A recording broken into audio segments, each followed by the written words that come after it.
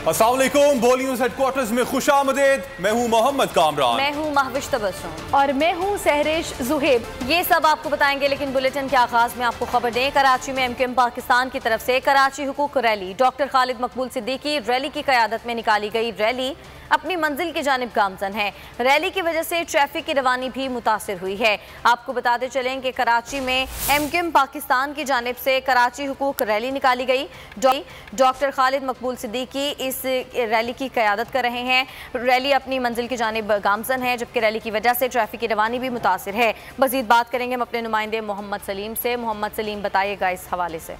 जी बिल्कुल, एमक्यूएम पाकिस्तान की जानिब से आज जो है वो हुकूक के कराची की रैली निकाली जा रही है, जो है वो बरास्ता आसन स्क्वायर से लेके रास्ता शारा फैसल कारसाज से भी कराची प्रेस क्लब की जानिब पर वो इख्तिताम पजीर होगी।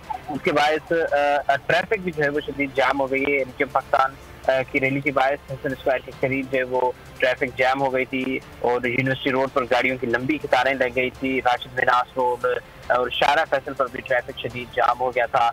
जो ट्रैक है एयरपोर्ट से रास्ता जाने वाला शारा फैसल और ट्रैक शदीद मुतासर हुआ था और वहाँ पर जो है वो ट्रैफिक की रवानी जो थी वो बहुत ज़्यादा बढ़ गई थी। तो ट्रैफिक पुलिस ने जो है मुतबादिल रास्ते फराहम करके शारा फैसल से ट्रैफिक का बोझ कम कर दिया गया था।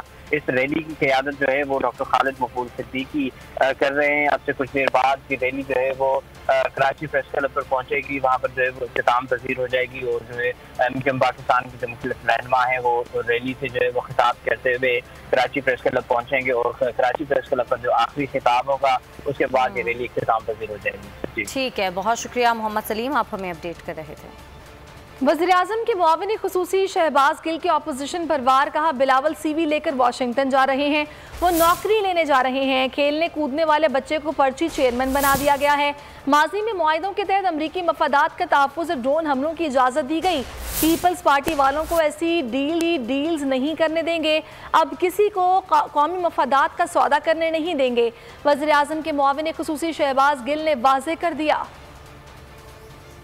मैंने जब पाकिस्तान के अंदर हर जगह पे अपना सीवी दे लिया, हालांकि उस सीवी के ऊपर क्या है, एक बड़ा शून्य, बड़ा सिफर। जिंदगी में कभी किसी कॉफी शॉप पे चाय का कप भी नहीं बेचा, जिंदगी में 1 घंटे का काम नहीं किया कभी, और वो चले हैं पाकिस्तान के प्राइम मिनिस्टर बनने। उसके लिए सीवी हर जगह दे ली पाकिस्तान में। इमरान खान ने कहा we are partner in peace but we are not partner in conflict. हम जंग में साथी नहीं है, अमन में हर तरह के साथी हैं। बिलावल साहब जाके कहेंगे साथी क्या बात है, हम आपके गुलाम हैं, आप हुकूमत में लाए हमें, हम सब कुछ करने को तैयार हैं। तो बिलावल साहब वाशिंगटन जा रहे हैं नौकरी की अर्जी लेने। बट बिलावल को एक बात बता दूं, आप वहाँ शूटिंग तो करने जा रहे हैं, मैं हूं ना की, लेकिन पाकिस्तान बदल चुका है और ऊपर सबसे बड़ी बात इमरान खान बैठा है। आप लोगों की ऐसी की तैसी अब आप ऐसी डीलें करें, अब ऐसी डीलें करने नहीं देंगे। मादरे वतन के इंटरेस्ट को अब बेचने नहीं देंगे किसी को।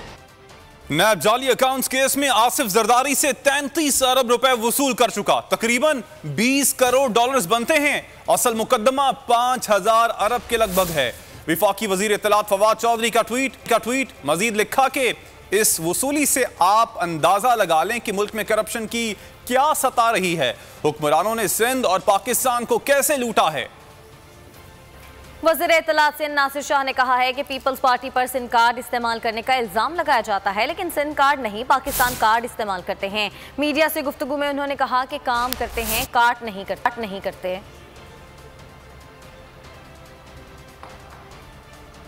सिंध हुकूमत के साथ जिसमें हमेशा कटौती की जाती है और जब चीफ मिनिस्टर साहब उस पर बात करते हैं तो हमें कहा जाता है कि आप लोग सिंध कार्ड इस्तेमाल करते हैं, हम पाकिस्तान कार्ड की बात करते हैं। हम सिर्फ उनसे ये कहते हैं कि सिंध की काट न करें और जो हमारा ड्यू शेयर है वो हमें दिया जाए। पूरे मुल्क की तरक्की हमारी है, दीगर सूबों को आप स्कीमें देते हैं, हमें खुशी होती है, लेकिन जो हमारा हक है वो हमें ज़रूर मिलना चाहिए।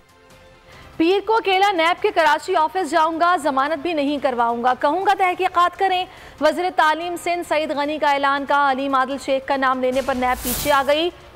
चुटकी लेता हूं तो मुझे नैब धमकियां देना शुरू कर देता है। अलीम आदिल के पास ऐसी कौन सी गीदड़ सिंगी है, कहीं चेयरमैन नैब की वीडियो अलीम आदिल शेख के पास तो नहीं है। चेयरमैन नैब के खिलाफ मैं इतने अरसे से बात कर रहा हूँ, ना 31A का जिक्र आया और ना ही कभी मेरे खिलाफ तहकीकात होने का कोई उन्होंने बात।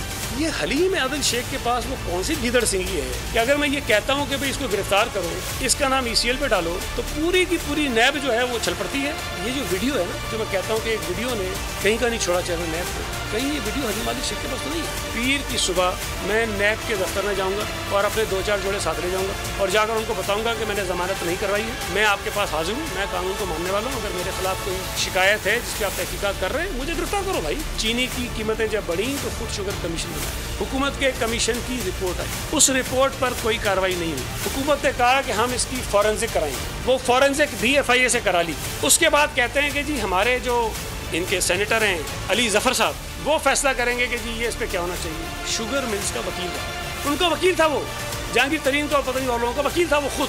अब उनके वकील को आपने ये कहा है कि जो कमीशन की रिपोर्ट थी उसको भी भाड़ में डालो, जो FIA ने तहकीकात की उसको भी भाड़ में डालो, तुम बैठ के फैसला करो कि जी ये सही है कि गलत है, इसके अंदर मुलविस है कि नहीं, और अपने आदमी से करा रहे, अपने सेनेटर से करा। मैं उस और वजीर आला सिंध मुराद अली शाह का कहना है कि विफाक कराची के लिए पैसे नहीं दे रहा, सिर्फ मिसगाइड कर रहा है।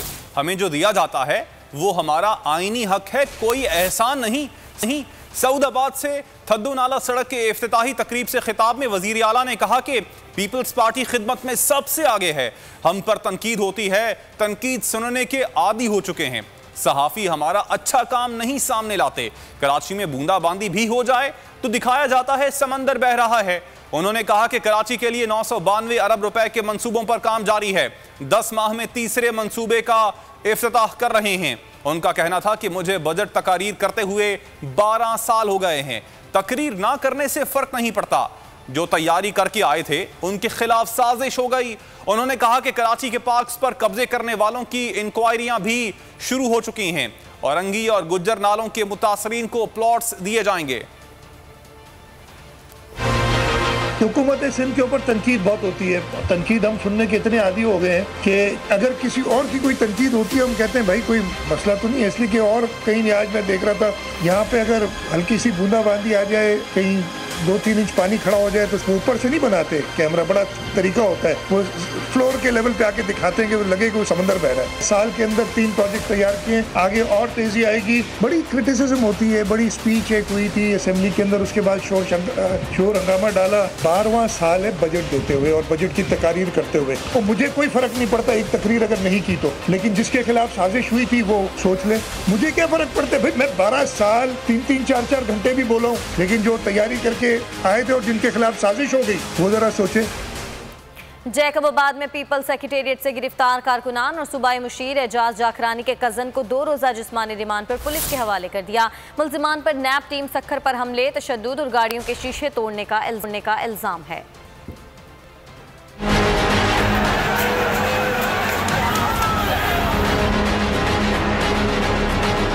नैब सक्खर की टीम पर हमला महंगा पड़ गया। जैकबाबाद से गिरफ्तार जियाले पुलिस के हवाले। जैकबाबाद में पीपल्स सेक्रेटेरिएट से गिरफ्तार कारकुनान और सूबाई मुशीर एजाज जाखरानी के कजन समेत 8 मुल्जिमान को सिविल जज की अदालत में पेश किया गया। अदालत ने मुल्जिमान को 2 रोज़ा जिस्मानी रिमांड पर मौलादात पुलिस के हवाले करने का हुक्म दिया।